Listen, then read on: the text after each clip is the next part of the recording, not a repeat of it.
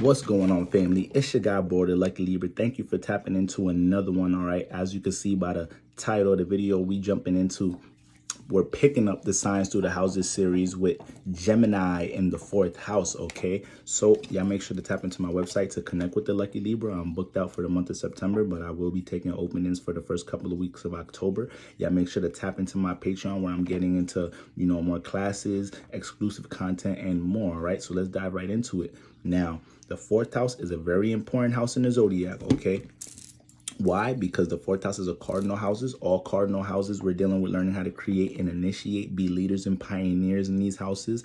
And these houses make aspects to our 1st house, which is our personality, our natural psyche, our natural personal psyche, our natural personal outlook in the world. So we have to learn how to take that 1st house and have it adjusted in the 4th, 7th, and 10th house, regardless of how our individual point of views are, regardless of how our natural personality is built and set up. We have to learn how to make sure it cooperates in these houses. Now, when we look at the 4th house rules privacy, solitude. It helps us understand how to deal with our emotions, traumas, healing, okay?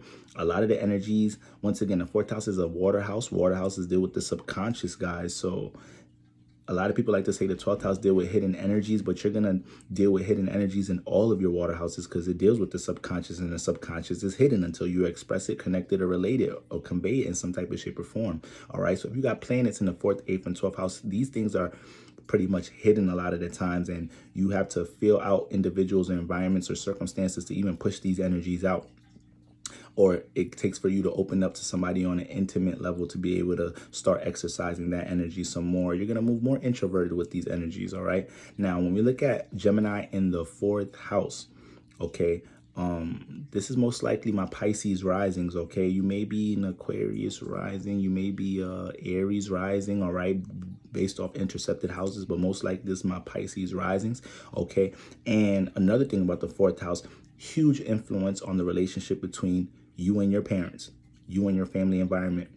So just seeing some energies that you have in the 4th house can show me a whole lot about things that you've experienced in the home and lessons that you're learning on how to deal with the emotions and the type of parents you may have manifested, regardless of your sun, moon, Saturn placement, which a lot of astrologers like to look at as influences dealing with the parents. We're going to see what's going on in that family home environment based off your 4th house.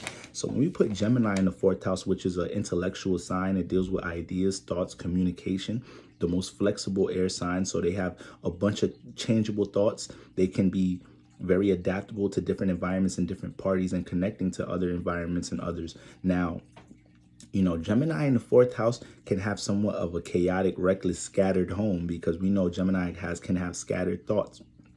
They deal with so many thoughts to the point that when we get into the 4th house, a lot of things can make you overthink about certain aspirations that you have in the 4th house base, especially with some of the ideas or strategies, all right, air that your parents may place on you, or, older siblings may have already in motion before you come into this realm, okay?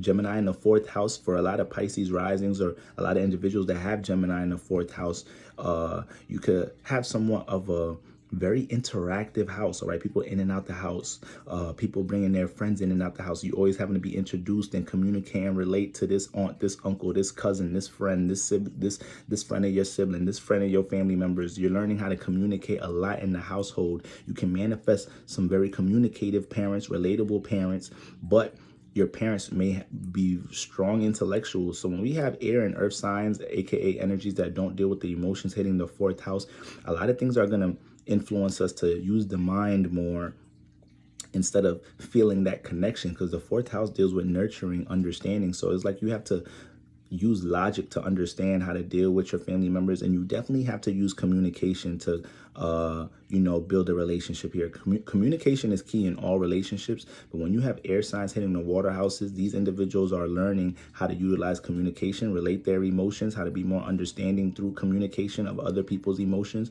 And this is something you definitely learn in the 4th house, learning to have that conversation with siblings, learning to have that conversation with your children, learning to have that conversation with your parents and come from a more understanding point of view through how they communicate and convey things.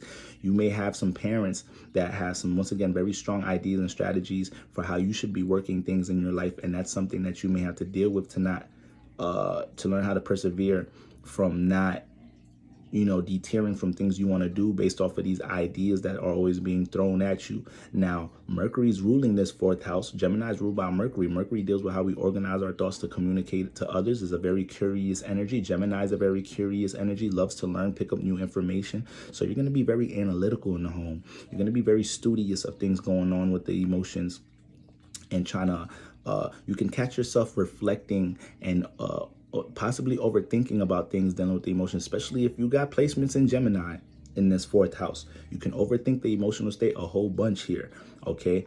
AKA always trying to analyze what people, places, and things rub you the wrong way or make you feel uncomfortable, okay? And possibly feeling like you have to relate and communicate how you feel to nip things in the bud. So at times you could be a little bit of a impulsive communicator because air in the water houses has to communicate how they feel about things.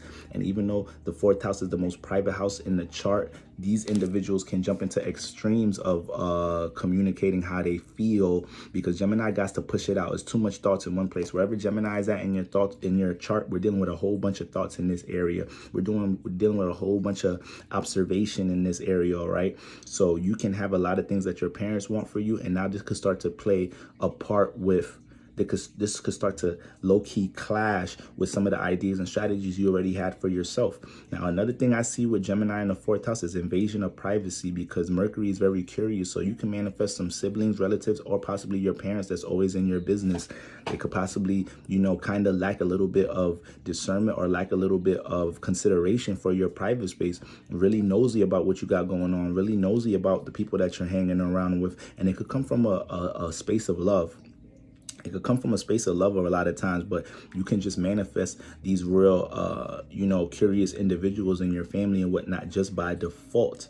Okay, so you may deal with that with your parents here, but you have to be able to understand if it's coming from a place of love. And you also have to make sure that you're finding reasonable and mature ways to use communication to express to your parents that you have certain boundaries or you like to deal with the emotions in this type of shape or form, or the things that they project on you, the things that they communicate to you, the ideas and the critique they throw on you, all right, could really be disturbing. That's another thing with Mercury in the fourth house. Whenever you have Mercury ruled signs in the fourth house, Gemini and Virgo, especially Gemini, since it deal with communication, you can experience a lot of critique in the home. You can experience a lot of critique in the home. Your parents, some of your siblings may be your harshest critiques in the home. And this is another thing that you have to learn how to deal with in order to understand that, all right, even though y'all going to critique me, I'm still going to do what I got to do to make me feel comfortable. The fourth house deals with nurturing, understanding, being comfortable. All right. So this is very important to understand here. But these individuals need to feel like they have space to analyze their emotions. See, Gemini deals with the thoughts. So when you put it into the fourth house, these people like to dive into deep thinking when they're to themselves, when they're in their solitude and privacy. So it can almost feel very frustrating when they're not having that privacy, either supported or, others considering their privacy and their solitude and their private space, because it's like, damn, this is my sanctuary to even think, to be to my own thoughts a lot of the time. Once again, especially if you have the sun, moon, or Mercury in Gemini in this fourth house, because you're already naturally geared towards either paying attention, reacting, or thinking about the emotions. All right. Now, these people are going to be very analytical about how other people deal with the emotions. Gemini is flexible and is also dealing with, connecting to the collective in the sense of dealing with forms of relations. So when it comes to the fourth house, they can be very understanding, communicating to others about the things with the emotions. They can help other people deal with a lot of solutions. I like to say Gemini brings solutions, because they have such a platoon of ideas. So when it comes to you connecting to these individuals with Gemini in the fourth house, once again, especially Pisces risings, Pisces risings, man, they natural sun, moon, rising Pisces, natural counselors, natural psychiatrists, naturally thrive in psychology because they're so connected to the subconscious realm, and they deal with a sense of compassion and understanding with others. So that's their natural personality. But Gemini in the fourth house, they start to learn so much from certain shenanigans, because you may deal with forms of shenanigans, you may deal with some shenanigans and possible forms of manipulation in the home. Yes, Pisces risings, you guys may deal with that shit in the home. And now this helps you to understand how to deal with people. This also helps you to understand when you see people communicate, you start to read if they're being transparent or not, because you get to pick up on where the root emotion is coming from what they communicate here. It gets deep with that Gemini being able to analyze the emotions through forms of communication when you have it in this space. So yes, these are individuals you can talk to about the emotions. These are individuals you can't communicate and relate to about the emotions, all right? Now, they're going to, depending on their sun and moon is depending on how much they may be open with the emotions, but Gemini is pretty open. Gemini is pretty relatable. Gemini is communicative. Gemini is open-minded. So these guys don't mind being somebody to converse with, going back and forth when it comes to things that weigh heavy or a burden on your emotions or whatnot. They attract a lot of individuals, Gemini in the fourth house, that wants to communicate, relate to them about the emotions, or talk about things, analyze things that weigh heavy on their emotions or whatnot. It's just that the family itself could hold these individuals to a high regard because they have such a heavy critique, especially when it comes to the people that you associate yourself around or that you're around or whatnot. They could have a huge critique on the people that you're around, saying you rolling with these people are no good, or this person ain't gonna lead you nowhere, this and that, and a third. Mind you, the whole time this is somebody that you're, the whole time the relationships that they're critiquing, the friendships that they're critiquing are people that understand you, that feel you. So it could be like that little oxymoron going on with Gemini in the fourth house. But overall, these people develop a lot of emotional intelligence here because they're so analytical when it comes to the emotions here.